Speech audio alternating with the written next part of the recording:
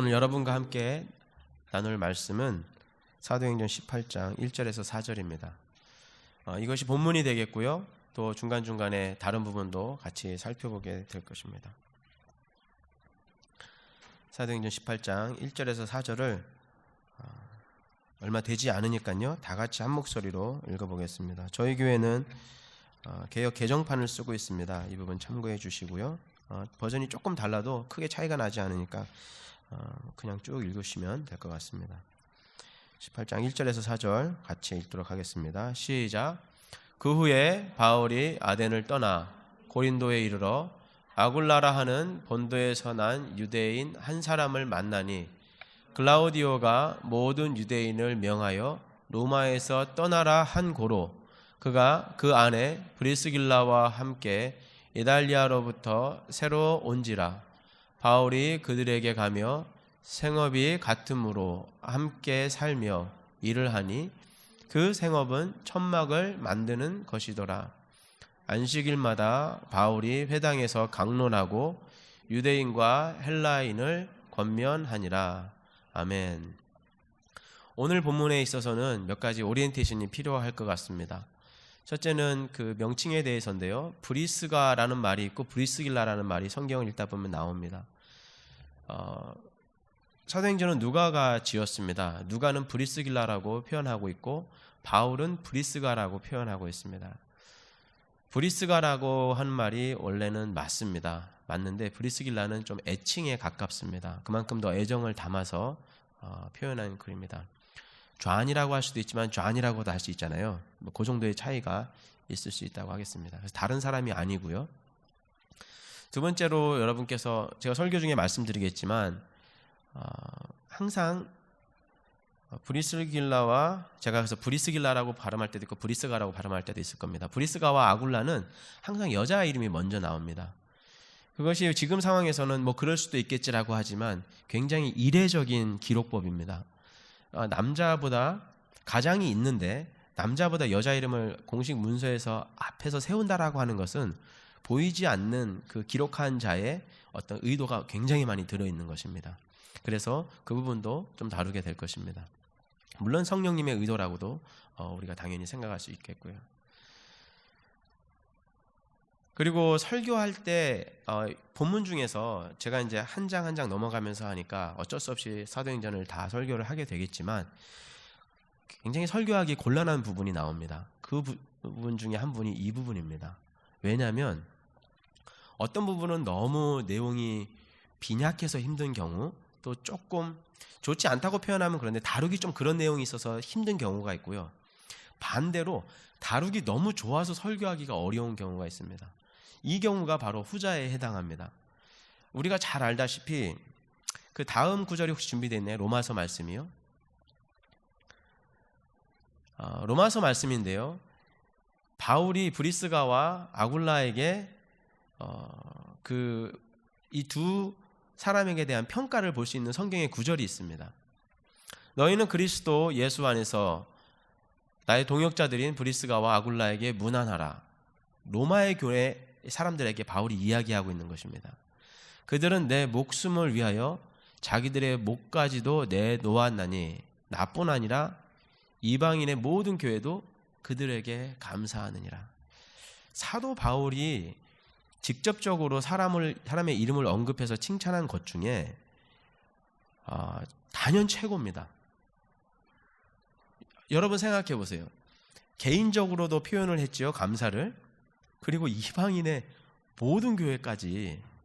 그 말은 브리스가와 아굴라가 이방인의 모든 교회를 섬겼던 사람들은 분명히 아닐 것입니다. 그런데 사도 바울을 살려낸 거예요.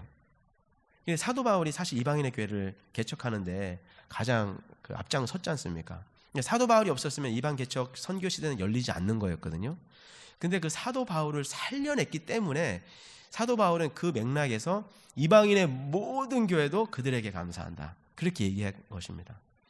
그런데 이 부분이 왜 설교하기가 어렵냐면 이 설교를 제가 잘못하면 어떤 분들은 목사가 내 목을 내놓으라고 하는구나 이렇게 생각하시는 분들이 있어요. 그리고 사도 바울과의 관계의 부분에서 굉장히 친밀했던 관계이기 때문에 목사에게 충성하라고 하는구나, 그렇게 오해할 소지가 있습니다.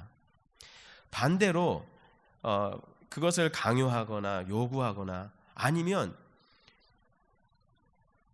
반대로 생각해서 누구에게 하는 말이고 나한테는 그 반대의 의미로 말을 하고 있다, 이렇게 오해될 만한 소지가 많은 부분이 바로 이 부분입니다. 그래서 목사님들이 이런 부분들을 설교할 때는 굉장히 객관적으로 접근하지 않으면 불필요한 오해가 생길 수가 있습니다. 자, 한번 따라해 보실까요? 말씀대로, 있는 그대로 말씀을 받고 이해하는 것이 가장 첫 번째가 되어야 합니다.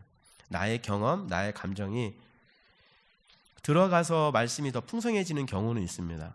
근데 이 부분은 이러한 친밀함 때문에 자칫하면 이쪽의 사람도 저쪽의 사람도 조금 오해할 수가 있는 부분입니다.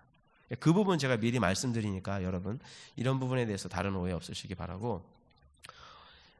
바울의 조력자들이 있습니다. 바울이 혼자서 하늘 날아다니면서 사역한 것이 아닙니다. 우리가 몇 주 전에 살펴보았듯이 야손이라는 그 사람은 바울을 탈출시켜내는데 성공했습니다. 제가 경호원 말씀드렸던 거 기억하시죠?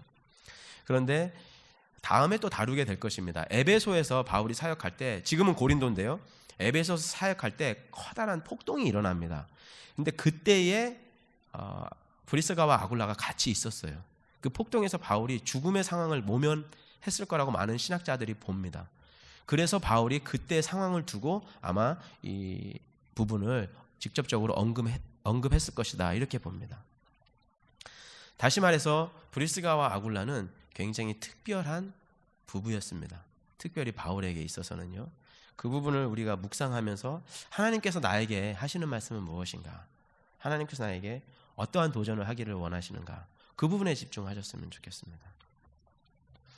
18장 1절 이렇게 시작합니다. 다시 뒤로 돌아가 주시고요. 그 후에 바울이 아덴을 떠나 고린도에 이르러, 우리가 지난 시간에 아덴에 대한 부분 우리가 공부했지 않습니까? 이제 철학자들에 대한 말씀을 드렸었는데요. 그 장소를 빨리 떠나게 됐습니다. 떠나게 됐고 그 유명한 고린도 지역에 이릅니다. 아마 제가 다음 주에는 고린도에 대한 부분을 조금 더 설명해드리고 진행하는 게 좋을 것 같습니다. 고린도가 굉장히 선교적으로 의미가 있는 곳이요.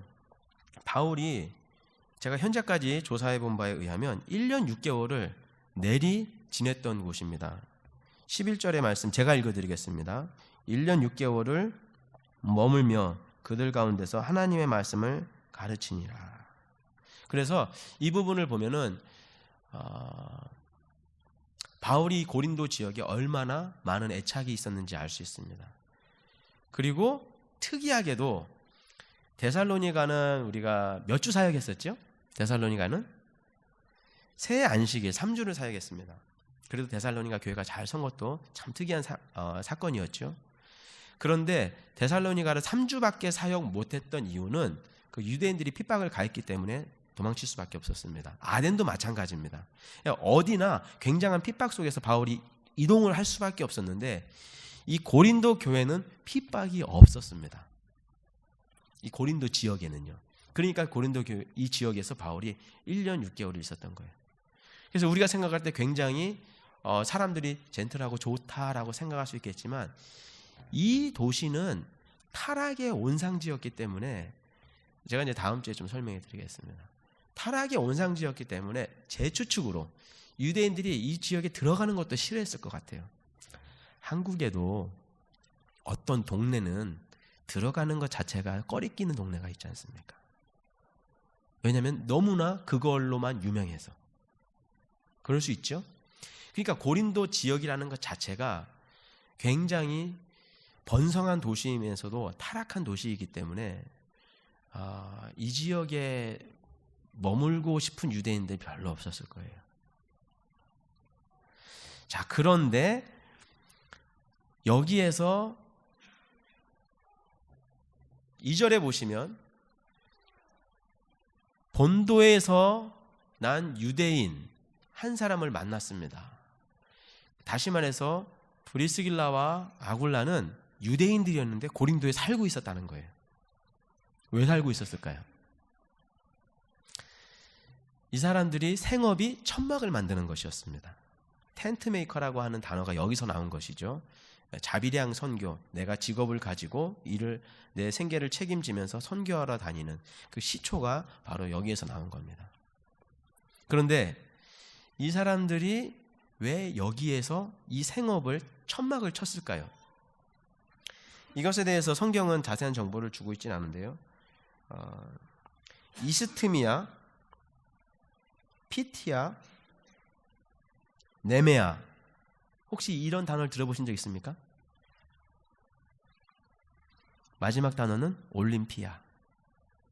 고대 4개의 주요 경기가 있었고요. 이스트미아가 그 당시에는 올림피아보다 더 권위 있는 대회였습니다. 지금은 올림피아가 올림픽으로 변해서 세계적인 어떤 운동 경기로 인식이 되고 있지만, 그 당시에는 이스트미아가 올림피아보다 더 많은 사람을 끌어모으고 더 권위가 있는 대회였어요. 근데 이스트미아는 고린도 지역에서 발생한 것이고, 고린도라는 도시를 창설한 사람을 기념하는 그런 축제와 같았습니다. 그래서 경기가 열렸던 것이거든요. 그러면 많은 사람들이 대회 때마다 몰려듭니다. 몰려드는데 그 사람들이 집을 지고 다닐 수는 없잖아요. 그러니까 천막이 필요한 거예요. 천막이 필요하니까 거기서 천막 장사하면 잘 된다 안 된다? 최고로 잘 되는 지역이에요. 당시 천막은 굉장히 손으로 만들어야 되는 수공업, 굉장히 고도의 기술이 요구되고 그 비싼 하나를 만들어도 부가가치가 높은 분야입니다. 그러면 유대인들이 핍박이 없었다는 것을 가정해서 봤을 때 이 도시가 너무 타락한 도시이기 때문에 사람들이 꺼렸지만, 비즈니스 하시는 분들은 그것만 보는 것이 아니라 그 비즈니스의 기회를 보는 거죠. 그래서 이분들은 거기에다가 일찌감치 터를 잡은 겁니다. 자, 그런데 이 사람들이 그러면 왜 유대인인데 그곳에 터를 잡았는가? 비즈니스적인 이유가 있고, 또 다른 이유는 무엇인가? 바로 추방당한 사람들이라는 겁니다. 글라우디오는 로마의 황제입니다. 주 49년도에 글라우디오가 유대인 추방령을 내립니다. 그 추방령을 내리는 이유는 로마에 있는 유대인들 간의 갈등이 있었고, 이 갈등을 해결하기 위해서 황제가 다 내쫓아버립니다. 그러니까 여러분들, 그 갈등을 우리가 조심해야 돼요. 갈등을 어떻게 자꾸 이렇게 갈등이 생기다 보면 나중에 이쪽도 떠나고 저쪽도 떠나더라고요. 제가 교회를 버팔로에서 그 사역을 했을 때 학생들도 그렇더라고요. 학생들도 이렇게 둘이서 싸웠는데 두 그룹이 됐어요. 알고 보니까 두 그룹인지도 몰랐는데 두 그룹이 됐어요. 두 그룹이 됐고, 이쪽 그룹이 이쪽 그룹 싫어서 떠나더라고요. 근데 이쪽 그룹이 잘 할 줄 알았는데, 죄송합니다, 책임지고 떠나겠습니다 하고 그쪽도 마저 떠나는 거예요. 그래서 다 떠나는 일이 생겼어요. 그래서 제가 교회를 다시 개척해야 되는 상황이 됐거든요. 지금 생각해보면, 제가 신문에다가도 올렸기 때문에 온라인에 그 내용이 떠다니는데요, 지금 생각해보면 그것도 하나님의 은혜는 은혜였습니다. 그때는 너무 고통스러웠어요. 35명의 학생, 첫 1년 동안 사역해서 35명의 학생을 모았는데 5명 남고 다 떠난 거예요. 아내 보기가 너무 민망했고, 너무 수고로 도와준 아내한테 너무 민망했고, 결과가 이렇게 된다는 것에 너무 자책감이 생겼습니다. 그것을 계기로 제가 한국 사람들의 교회를 하려고 했던 마음을 애시당초 접고 외국인들만 전도를 하게 된 거예요. 그래서 3개월 만에 다시 그 숫자가 다시 찼고, 그 학기에 6명을 침례줬습니다. 그리고 이제 6년 동안 거의 60명의 사람들을 침례를 주고 풍성한 사역을 경험했는데, 결과적으로 봤을 때는 그랬지만 그 당시에는 그 갈등 때문에 두 그룹이 다 떠나는 걸 보면서 굉장히 사역자로서 무기력함을 많이 느꼈습니다. 조금 이야기가 곁으로 가서 죄송한데요, 유대인들이 그 안에서 왜 갈등이 있었냐면, 기독교 유대인들과 이스라엘 유대인들 간에 갈등이 생긴 겁니다.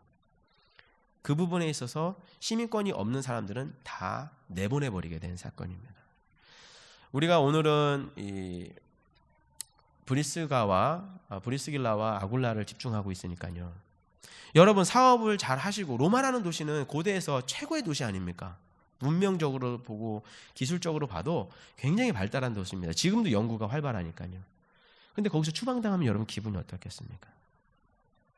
한국은 원래 어떤 도시가 조선으로 보면 어떤 도시가 제일 좋았죠? 지금의 평양이라고 할 수 있는 도시가 가장 역사적으로 전통적으로 한국은 쳐주는 도시였습니다. 그런데 거기에 사시던 분들이 이제 6.25 전후로 해서 한국으로 남한으로 내려오시게 됐죠. 이분들의 특징이 있습니다. 평양 시민이었다는 것 자체가 굉장히 자부심이 있습니다. 지금도 북한은 그 평양 시민의 정신을 이어가고 막 독려를 하지요. 굉장한 자부심이 있습니다. 그리고 이런 추방당하신 분들한테는 조금 독특한 성향이 발견됩니다. 그게 뭐냐면 성공에 대한 강력한 열망이 있습니다. 그리고 정착에 대한 강력한 열망이 있습니다. 대도시에서 왔기 때문에 굉장히 성공하고 싶고 또 그 방법을 잘 압니다. 그리고 이제는 추방당하지 않기 위해서 정착하고자 하는 열망이 굉장히 대단해서 한국에서도 여러분 주변만 가만히 보셔도 그 북한에서 오신 분들이 개척한 교회는 굉장히 튼튼하게 잘 서 있습니다. 그 초기 멤버가. 그리고 어디에서 이렇게 쫓겨나서 오신 분들이 이렇게 딱 집결했을 때는 그 힘이 굉장합니다. 왜냐하면 그 독특한 그분들의 정서가 있는 법이거든요. 여러분들도 제가 예를 든 겁니다. 그냥 한국에서 제일 유명한 기업인 삼성에서 본인이 억울하게 좀 쫓겨났다. 그래서 본인이 사업을 시작했다고 가정을 해보십시오. 그러면 목표가 삼성이 이기는 겁니다. 내가 그 부서만큼은 내가 이기리라. 그런 마음이 사람이 있는 거예요. 그래서 이러한 것을 종합해서 볼 때 이 브리스길라와 아굴라 부부의 성향을 우리가 조금 짐작해 볼 수가 있는 겁니다. 자, 이것이 왜 중요하냐면요. 팍팍한 이민의 삶이었습니다. 이분들의 삶은. 그리고 떠다니는 삶이었어요. 이제 정말 정착해 보려고 했고 좀 타락한 도시로 잘 알려져 있지만 그래도 사업의 기회를 찾기 위해서 그곳까지 와서 자리를 잘 잡은, 이제 본인들이 살 것은 별로 걱정하지 않아도 될 만한 그런 가정이었어요. 그리고 특이하게도 이 사람들은 예수 믿는 사람들이었어요. 바울이 예수를 전한 사람이 아니라 이미 예수를 믿고 있는 사람들이었어요. 안정된 삶이었습니다. 그때 누가 나타났느냐? 바울이 나타난 겁니다. 준비한 그 다음 말씀 한번 보여주시기 바랍니다.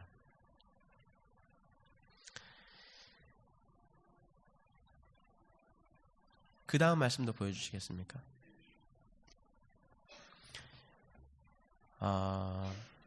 바울을 만나서 1년 6개월 동안 양육을 받습니다. 근데 복음을 전달받아서 양육받은 것이 아니라 동역자를 만나게 된 거예요. 동역자를 만났는데 이분들이 1년 6개월 동안 얼마나 잘 양육을 받았는지 알 수 있는 구절이 하나 있습니다. 바울이 방금 전에 본 말씀에서 보시면 에베소에 네, 감사합니다. 에베소에 와서 그들을 거기 머물게 하고 이런 표현이 있잖아요. 그 지역에 다음 말씀 바로 보여주시면 아볼로라고 하는 사람이 알렉산드리아에서 난 사람인데 굉장히 유명한 도시에서 난 사람이에요. 이 사람이 에베소에 이릅니다. 근데 언변이 좋고 성경에 능통하는 학자였습니다. 여러분 고린도 쪽 나중에 그 고린도전서 말씀에 보시면 아시겠지만 나는 아볼로파다, 나는 바울파다 이런 말씀, 아볼로는 나는 심었고 아볼로는 물을 주었다, 자라게 하시는 하나님이시다, 그 말씀 기억하시죠? 당시 아볼로는 고린도 지역에서는 바울과 견줄 만한 리더십이었습니다. 우리가 지금은 바울에다 집중하지만 그러니까 바울 정도의 학식이 있는 사람이었어요. 그만큼까지는 아닌데 사람들이 볼 때는 별 차이를 느끼지 못할 정도로. 그리고 성경에서 언변이 좋고 바울이 언변이 좋았잖아요. 그리고 성경에 능통해서 그러니까 딱 바울과 같은 그 스펙을 가진 사람이에요. 그 사람이 그 지역에 왔는데 그가 일찍이 주의 도를 배워 열심으로 예수에 관한 것을 자세히 말하며 가르치나. 그러니까 이 사람도 특이하게 바울처럼 예수님의 이 복음을 접한 거예요. 그런데 안타깝게도 요한의 세례, 요한의 침례만 알고 있었습니다. 그 이상은 업데이트가 안 됐어요. 그래서 이 주의 도라고 하는 것은 정확하게 말하면 구약 말씀, 하나님의 말씀입니다. 하나님의 예언, 메시아가 올 것이라는 것, 그리고 예수에 관한 것을 잘 연결시키기까지는 했는데 문제는 그 요한까지만 아는 거예요. 그러니까 메시아에 대한 그 인식은 분명했는데 이 예수에 관한 것이 아직 확실하게 업데이트 안 된 그 상황 속에서 바울은 지금 딴 데 가고 없어요. 없고 없는 상황에서 이 사람은 자기 스스로가 바울과 비슷하게 회당에서 담대히 복음을 전하고 그 모습을 브리스길라와 아굴라가 본 것입니다.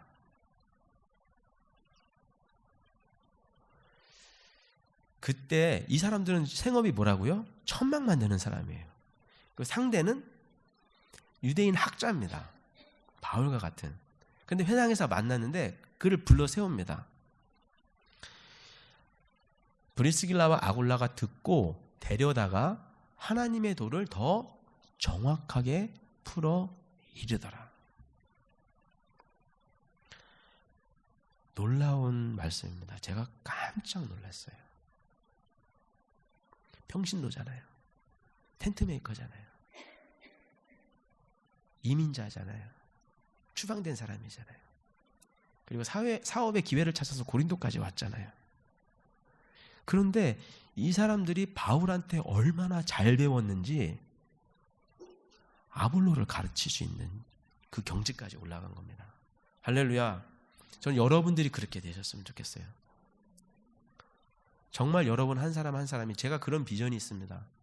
제가 교리대학을 오자마자 지금 이렇게 시작하고 여러분들한테 이런 교리, 저런 교리, 이런 차이점을 굳이 이렇게 설명해 드리는 이유는 여러분들이 균형 감각 있는 신앙생활을 하시고 말씀을 더 잘 준비하셔서 정말 여기에 나와 있는 브리스가와 아굴라 부부처럼 사역자도 가르쳐낼 수 있는, 다 가르칠 수는 없겠죠.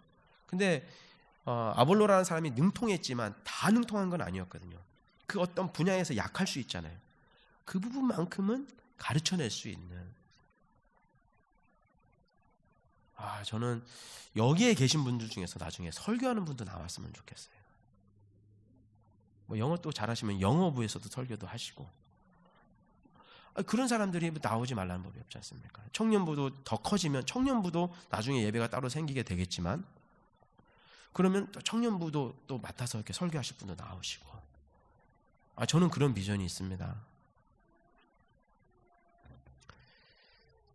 놀라운 사건입니다.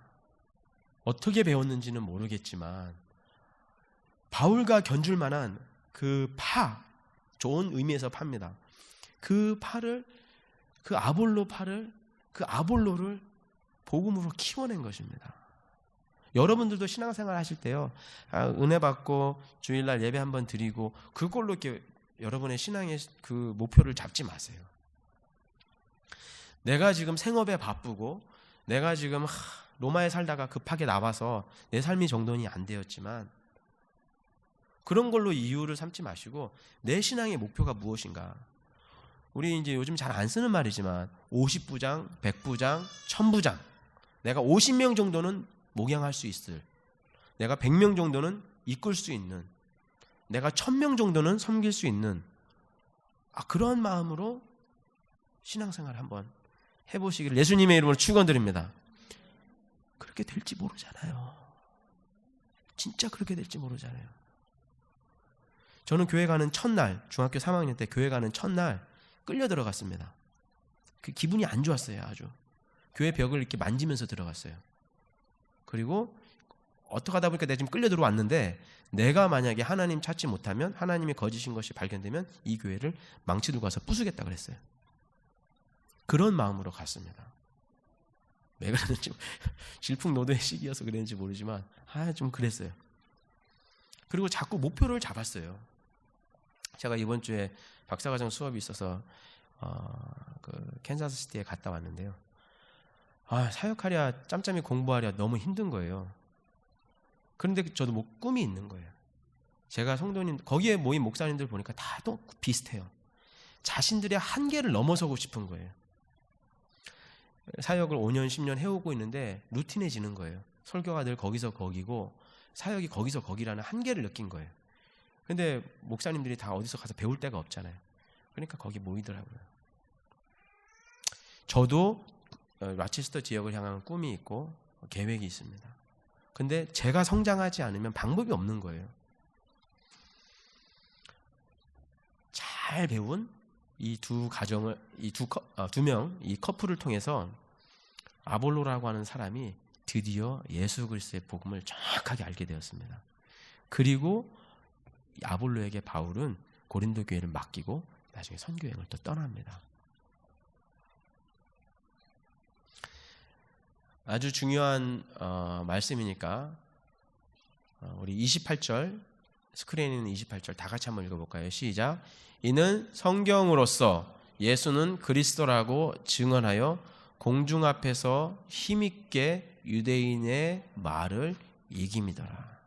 엄청난 사건입니다. 성경으로서, 구약으로서 예수를 그리스도라고 증명을 해낸 거예요. 그런데 이것을 반박할 수가 없어. 구약으로 그것을 증명해낸 게 변증이거든요. 그러니까 그 고린도 교회를 이끌 수 있는 리더로 바울이 낙점을 한 것입니다. 그 다음 말씀 있으시면 보여주시겠습니까? 어떤 이는 말하되 나는 바울에게라 하고 다른 이는 나는 아볼로에게라 하니 너희가 육의 사람이 아니리요. 그런즉 아볼로는 무엇이며 바울은 무엇이냐? 그들은 주께서 각각 주신 대로 너희로 하여금 믿게 한 사역자들이니라. 교회에서 누구 파다 싸우지 말라는 겁니다. 그만큼 사실은 긍정적인 면을 보자면 그 아볼로가 잘한 거예요. 바울이 씨를 뿌렸기 때문에 바울을 따르는 사람들이 단단하게 있었음에도 불구하고 아볼로가 사역을 그만큼 못지않게 잘한 겁니다. 요것의 이면을 보자면요. 그렇지만 이제 고린도 교회는 그 분열의 문제가 있었기 때문에 바울이 누구 파 따지지 말아라. 다 하나님께서 난 사역자일 뿐이다. 그 의미를 정확하게 짚어주는 것이죠. 다음 말씀. 이게 마지막입니까? 네. 그러면 제가 이제 마무리하도록 하겠습니다. 브리스가와 아굴라 이 부부에 대한 설명을 제가 드렸는데요. 이분들의 삶을 제가 4가지로 요점을 정리를 해봤습니다. 여러분들이 이해하기 쉽게 한번 따라해 보십시오. 부부가 함께. 아까 전에 제가 살짝 말씀해 드린 여자가 이름이 계속 앞에 나와 있는데요. 총 6번 중에서 2번은 남편이, 4번은 아내가 이름이 먼저 나와 있습니다. 많은 신학자들이 동의합니다. 뭐냐면 바울을 조력하는 데서는 와이프의 힘이 컸다. 그래서 의도적으로 그것을 여자를 2000년 전에 띄울 수가 없으니까 여자 이름을 앞에 배치했다. 제가 이 말씀을 묵상하다가 교회의 여성 리더십이 너무 중요하다는 생각을 했습니다. 그래서 어저께 제가 그 토론토에 계신 김민규 장로님이라고 아버지 학교 하시는 분이 있습니다. 10년 전에 제가 만나 뵙고 버팔로의 아버지 학교를 셋업하려고 하다가 연결된 분이신데 오랜만에 연락을 드려봤어요. 제가 지금 여기서 은혜를 많이 받고 저희 교회 여성 리더십이 더 단단하게 섰으면 좋겠다. 또 로체스터 지역에 여성 리더십 컨퍼런스가 있으면 좋겠다. 로체스터는 또 버팔로와 시라키스 중간이니까 여기에서 뭘 하면 이쪽에서도 다 오실 수 있을 것 같고 해서 문의를 드리려고 연락을 드렸더니 라오스에 계시더라고요. 좀 저 장로 은퇴하고 선교사로 지금 라오스에 와 있습니다. 그러시는 거예요. 4월 달에 오신대요. 그래서 들리실 일이 있어서 그러면 꼭 저희 교회 좀 한번 방문해 주십시오. 로체스터는 아버지 학교 때문에 한번 방문한 적이 있습니다. 그 말씀을 하시더라고요. 저희 교회에서도 아버지 학교를 했나요? 네, 그분이십니다. 근데 이제 저는 어머니 학교로 제가 컨택을 드렸죠. 그래서 여성 리더십 컨퍼런스 해주실 좋은 분이 한 분 계세요. 그래서 제가 그분 생각하다가 일단 장로님한테 연락을 드린 건데 교회에서 보면 주도적으로 섬기는 많은 분들이 여성분들입니다. 그래서 여성분들이 어떤 신앙관이나 성경관 그런 동역할 수 있는 그런 자질들을 잘 준비시켜 드리는 것이 교회에서는 큰 사명입니다. 근데 의외로 사역은 자꾸 남자에게 집중되고 있는 거예요. 그래서 교회 여성 리더십에 대한 어떤 개발을 조금 더 새해에는 할 수 있는 방법을 계속 찾아야겠다라고 공약 드리겠습니다. 제가 그 방법을 계속 찾아볼 테니까요. 여러분들도 조언도 많이 해주시고 좋은 자료도 있으면 알려주세요. 그래서 새해에는 이런 부분 좀 다루도록 하겠습니다. 바울의 사역에서 결정적으로 도움을 주었던 사람은 바로 남편이 아니고 브리스가였습니다. 왜냐하면 나중에 선교 여행을 수리아로 선교 여행을 바울이 떠나거든요. 이 부부가 따라가 버립니다. 제가 방금 말씀드렸잖아요. 추방된 사람들입니다. 성공에 대한 열망, 정착에 대한 열망이 엄청나게 강한 사람들입니다. 근데 바울 만나서 그 사업 접고 따라 나선 거예요. 이스트미아라는 그 고대 경기가 최고의 올림픽이 열리는 그 대목이 있는 도시를 놔두고 떠난 겁니다. 그러니까 이 사람들이 보통 사람들이 아니라는 거예요. 그 태생적 한계를 넘어섰다라고 할 수 있습니다. 여러분 태생적 한계를 넘어설 수 있습니까? 사업하시는 분들 그 좋은 목 포기할 수 있겠어요? 그게 말처럼 쉬운 게 아닙니다. 정말 말처럼 쉬운 게 아닙니다. 그 일 하면서도 얼마든지 섬길 수 있거든요. 그런데 떠나야겠다라고 떠날 때 이 브리스기가 결단을 내린 겁니다. 엄청난 재정적인 손해를 감수한 겁니다. 그리고 이 두 부부가 부부끼리 혹시 앉아 계시면 손을 한번 잡아 보실래요? 따끈따끈하게. 손 잘 잡으세요. 옆에 사람 잘못 잡으면 안 되고 자기 부인, 자기 남편 손만 딱 잡으세요. 없으신 분들은 죄송합니다. 저도 지금 제 옆에 없어요. 저 뒤에 있으니까. 손 한번 딱 잡아보세요. 따끈따끈. 안 잡으시는 분들이 계신 것 같아요. 우리 변준 형님 잡으셨어요? 네, 저 보입니다. 네, 다정하게 보이셔요. 네. 제가 좋잖아요. 그 신학교 갔더니 어떤 교수님이 그런 농담을 하시더라고요. 그 자기는 특히 아내하고 쇼핑몰 산책을 많이 하는데 산책을 할 때 손을 꼭 잡는답니다. 꼭 한번 잡아보세요. 왜냐하면 손을 놓으면 아내가 자꾸 이것저것 집어가지고 그걸 꼭 잡는데. 그래서 역시 교수님들은 탁월하다. 배울 게 많다. 제가 그 생각했어요. 이제부터 저도 여러분들 몰에서 저를 만나시면 보시게 될 겁니다. 제가 아내의 손을 꼭 우리 애는 안고 아내의 손은 꼭 잡고 이렇게 가는 모습을 보게 될 텐데 꼭 잡고 주의 길을 같이 가시기를 축원드립니다. 이분이 하나님이 나에게 동역하라고 붙여주신 분이에요. 성경에서 정말 거의 칭찬받고 흠없이 칭찬받고 끝까지 부부가 같이 한 대명사로 이 부부가 나옵니다. 혼자 해도 할 수는 있겠지요. 둘이 하면 얼마나 좋겠습니까? 시너지까지는 하니까. 에너지에 시너지에, 그죠? 얼마나 좋습니까? 정말 부부가 함께. 그래서 여성 리더십 컨퍼런스 이제 이름을 좀 항상 거창하게 짓는 버릇이 있습니다. 근데 그 꿈이 있어서 그런 거예요. 그러면은 남자도 부부가 함께니까 남자들이 다 애 봐주는 겁니다. 여러분 걱정하지 마시고 남자들은 다 저기서 애 봐주고 여자들은 다 이렇게 은혜 받고 그런 시간도 곧 오리라 생각을 합니다. 복음과 함께 한번 따라해 보십시오. 복음과 함께 가는 거예요. 제가 여기서 바울과 함께라고 썼다가 아니지. 이 사람들이 바울이 좋아서 따라다니는 사람들이 결코 아닙니다. 바울이 전한 복음, 그 복음을 본인들이 그 가치를 알았기 때문에 그 복음의 사도인 바울과 같이 분명히 다니면서도 싸웠을 거예요. 부부도 싸우는데 이 부부와 바울이 가면서 티격태격 안 했겠습니까? 사람 살아가는데, 그죠? 식성도 다르고 문화도 다른데. 그런데 이들이 자신의 목까지 내어놓을 정도로 바울을 서포트했던 이유는 바울이 복음에 미쳐있는 사람이기 때문에 그 복음 전하기 위해서 생명을 내놓고 간 사람이기 때문에 거기에 서포트한 것입니다. 세 번째는 삶과 함께. 이쪽 부분은 좀 다시 시작. 삶과 함께.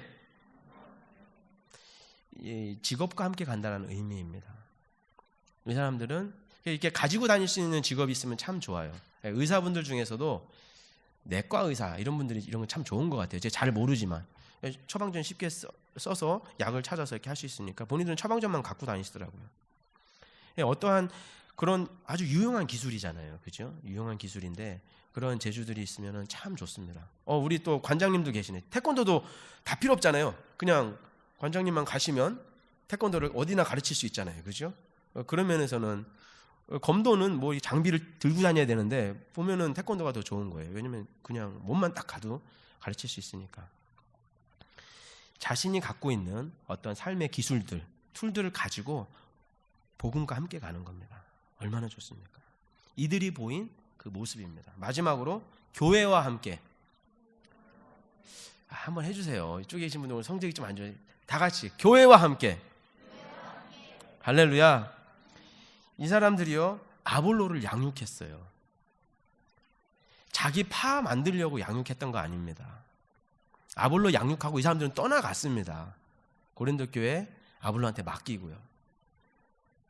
딱 보니까 굉장히 능통한 유대인 학자인데 그리고 담력이 있는 사람인데 요한의 침례밖에 몰라.